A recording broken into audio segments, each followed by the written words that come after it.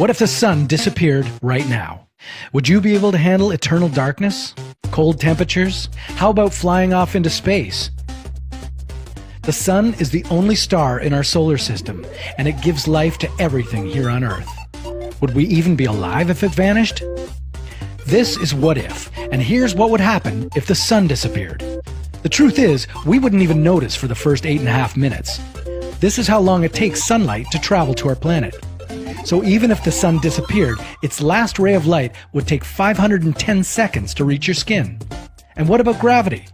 The sun is the dominant gravitational force in our solar system.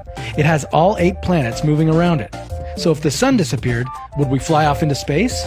Yes, but not right away. The force of gravity turns out to have speed too. In his theory of general relativity, Einstein proved that gravity is just as fast as light, and not instantaneous as was previously thought.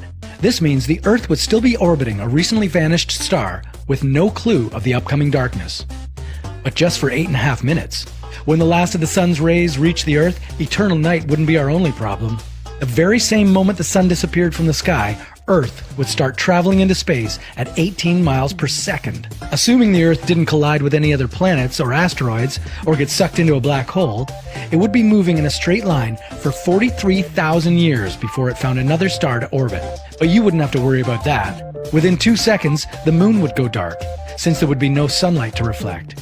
But the stars would still shine, and your electricity would still work, unless it's powered by solar panels.